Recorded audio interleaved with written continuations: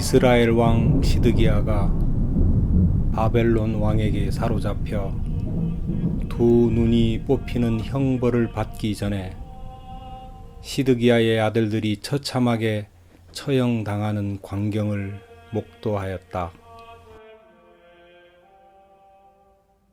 자식이 죽는 장면을 그 아비가 목격하는 일. 게다가 두 눈이 뽑혀 그 최후의 참혹한 장면이 뇌리에 새겨지고 지워지지 않는 영원한 잔상으로 남았다면 이 최악의 상황과 그 고통은 상상하기도 어려운 일이다. 또 하나, 시드기야 자신의 결정 때문에 자식들이 죽어야 했다면 그 참담한 아비의 심정은 어떠하겠는가?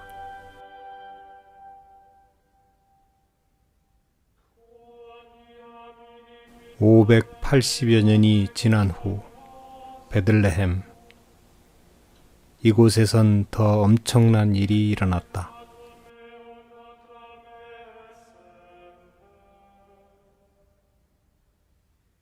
베들레헴에 사는 2살 아래의 사내 아이들이 모두 살육당한 사건이다.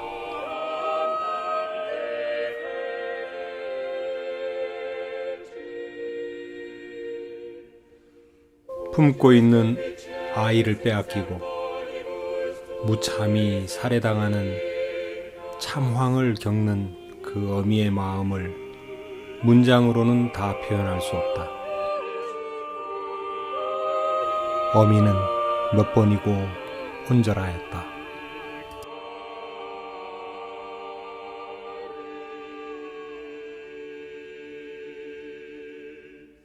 시간이 흐르면서 격한 감정으로부터 조금씩 정신을 가다듬으며 부모들과 마을 사람들은 이 참담한 상황을 헤아리기 시작했다. 아이를 살해한 자가 누군지 알면서 헤롯의 군사와 헤롯 왕에 대한 원한은 하늘에 사무쳤다. 그리고 베들레헴 사람들은 헤롯 왕이 왜 2살 이하의 사내 아이들을 죽여야 했는지도 알게 되었다.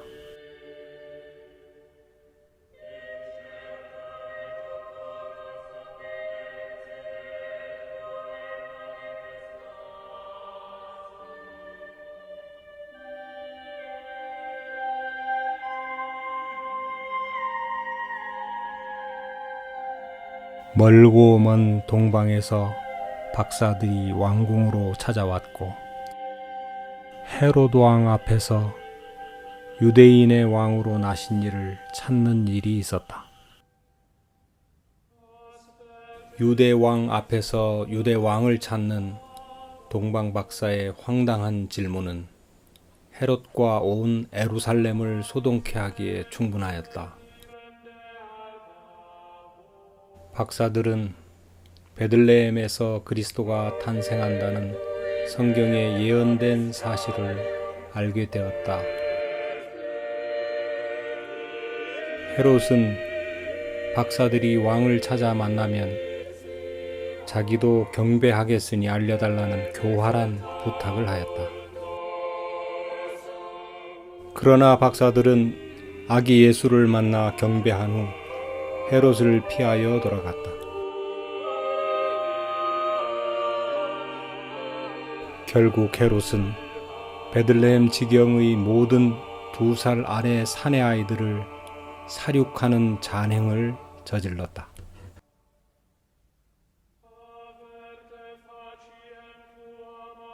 시드기야의 일과 베들레헴에서 일어난 사건에는 몇 가지 공통점이 있다.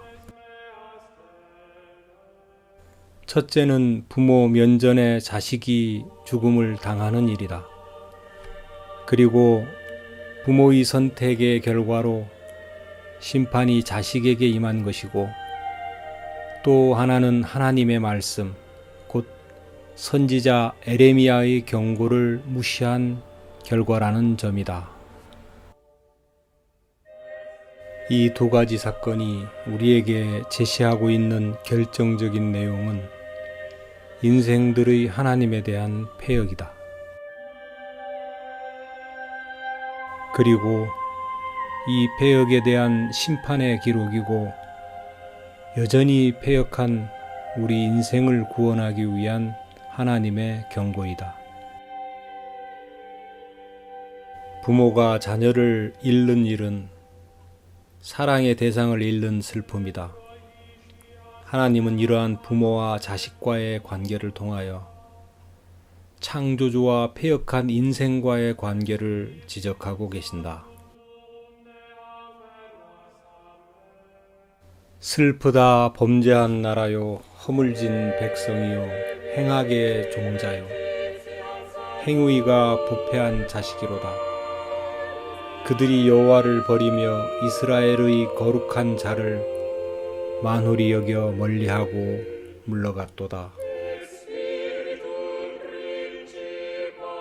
시드기야와 베들레헴 사람들은 선지자 에레미야의 경고를 만홀히 여겼다. 아비에게 한만히 하고 소홀히 여기듯이 이스라엘 백성은 하나님의 말씀과 경고를 무시했다. 라마에서 슬퍼하며 크게 통곡하는 소리가 들리니 라헬이 그 자식을 위하여 애곡하는 것이라. 그가 자식이 없으므로 위로 받기를 거절하였도다 함이 이루어졌느니라.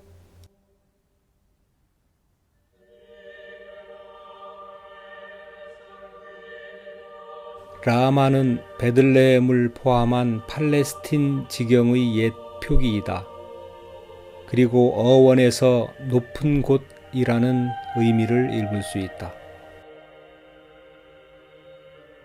라마에서는 반드시 자식을 잃고 통곡하는 일이 일어난다는 하나님의 예시가 선지자 에레미야의 입을 빌어 선포되었다. 만일 하나님을 믿는 사람이라면 자식을 낳고 키우는 일을 라마에서는 할 수 없을 것이다. 그러나 라마에서는 결국 큰 곡성이 일어났다. 하나님의 예시와 경고를 무시한 결과이다.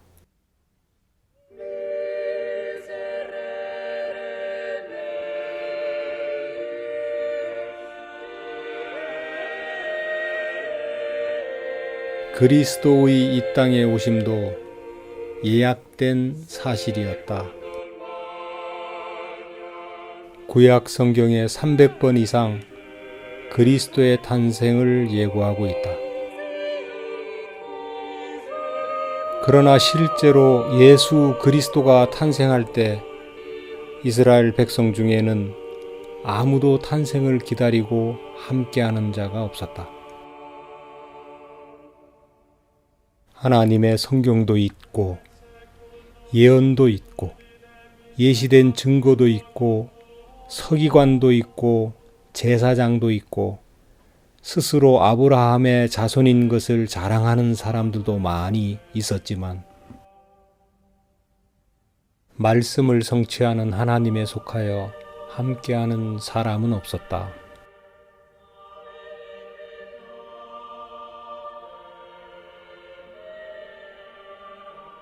주께서 가라사대 이 백성이 입으로는 나를 가까이하며 입술로는 나를 존경하나 그 마음은 내게서 멀리 떠났나니 그들이 나를 경외함은 사람의 계명으로 가르침을 받았을 뿐이라. 시드기야와 베들레헴 사람들의 참혹한 이야기는 우리의 이야기이다. 입술로는 하나님을 존경하나 그 마음은 점점 하나님으로부터 멀어져 가는 사람의 계명에 익숙한 마인드를 가진 우리 모든 인생의 이야기이다. 사람의 계명은 사람의 생각과 하나님의 말씀이 섞인 계명이다. 라마의 통곡이라는 하나님의 예시가 있지만 사람의 계명은 라마에 머물며 아이를 낳고 기르게 하는 힘을 공급한다.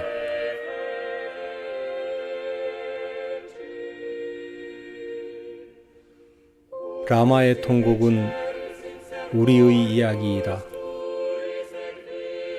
우리는 라마라고 불리는 인생길에 라마라고 불리는 육체에 거하는 삶을 살고 있다.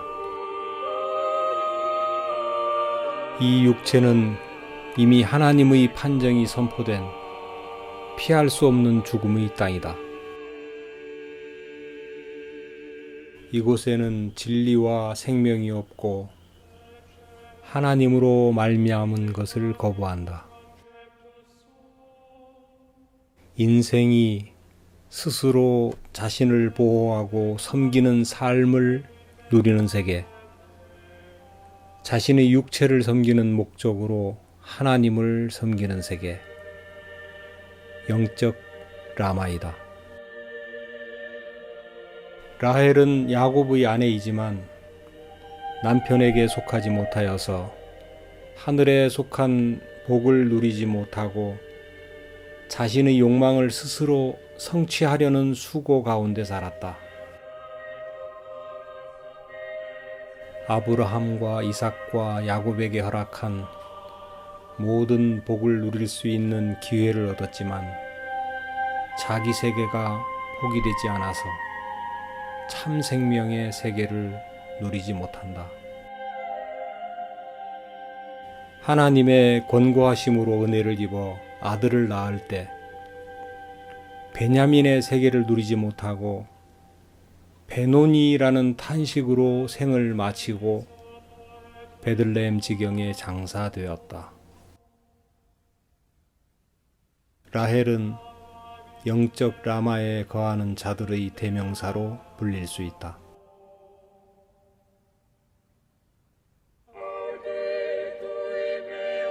인생에게 주어진 생로병사의 피할 수 없는 과정은 하나님을 잃어버린 인생들에게 창조주를 기억할 수 있게 하는 물리적 장치이다. 생명과 같은 아이를 잃은 슬픔이 원한으로 변하고 원수 헤롯이 저지른 일에 동방박사와 그리스도의 탄생에 관한 일이 연루된 사실을 알게 되면서 베들레헴의 부모들은 하나님 앞에 설 수 있는 기회를 갖는다.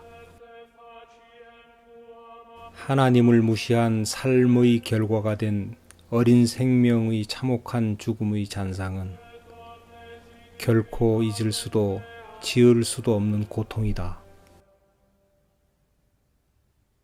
그러나 이 고통의 잔상을 덮을 만한 하나님의 세계가 준비되어 있었다.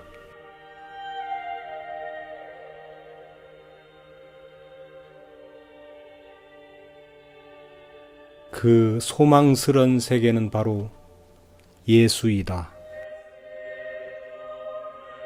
말씀을 무시한 심판의 참혹한 현장에서 예수는 탄생하셨다. 아무도 그를 기다리고 환영하지 않았지만 예수는 라마에서 통곡하는 패역한 백성을 위하여 오셨다. 하나님을 무시하는 삶을 사는 자신의 범행의 대가로 어린 아들이 죽은 것처럼 예수 그리스도는 이 패역한 우리를 위한 희생양으로 오셨다. 우리는 다 양 같아서 그릇 행하여 각기 제 길로 갔거늘 여호와께서는 우리 무리의 죄악을 그에게 담당시키셨도다. 우리가 연약할 때, 죄인 되었을 때, 하나님을 향하여 원수 되었을 때, 예수는 우리를 위하여 탄생하시고 하나님과 우리를 화목하게 하셨다.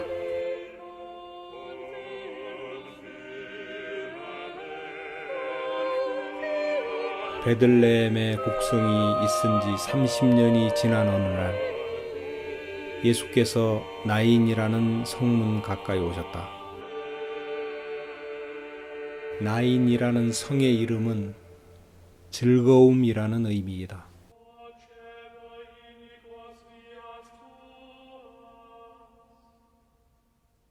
그러나 지금 이 성의 즐거움은 사라지고 큰 슬픔이 가득 차 있었다. 한 과부의 아들이 죽었기 때문이다. 과부는 주위 사람의 부축을 받으며 아들의 시체를 든 장례 행렬을 따라 성을 나와 매장지를 향해 간다. 그녀의 뒤를 따라 친척, 마을 사람들이 따른다. 슬픔의 행렬이다. 이 비통의 행렬은 인간의 역사상 한 번도 멈추어진 적이 없다. 그리고 아무도 이 행렬, 이 사망의 세력에서 스스로 벗어난 사람은 없다. 이 비탄의 행렬 앞으로 예수께서 오셔서 과부에게 말씀하셨다. 울지 말라. 그리고 죽은 청년의 관에 손을 대었다. 사망의 행렬이 멈춰졌다. 청년아, 내가 네게 말하노니 일어나라. 과부의 아들은 일어났고 예수는 이 부활의 청년을 그의 어미에게 주었다.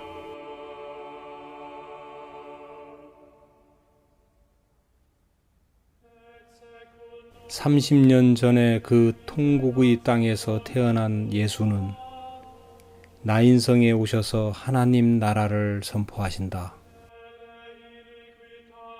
울지 말라는 말씀은 모든 인생의 슬픔과 고통과 사망의 종교를 의미하는 것이고 첫사람 아담으로 인하여 잃어버린 영원한 희락의 회복을 선포하는 하나님의 말씀이다.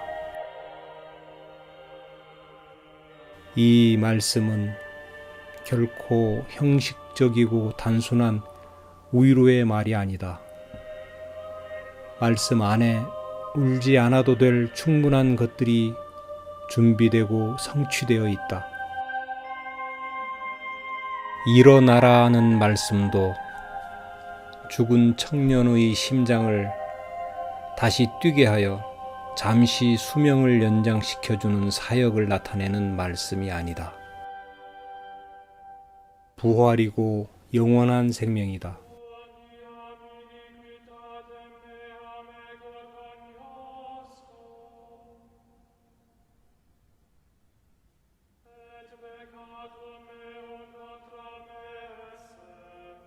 나인성의 과부를 위한 예수의 사역은 잠시 아들과의 관계를 연장해 주는 일이 전부가 아니고 사망의 행렬을 멈추신 그리스도의 오심을 나타내는 일이다.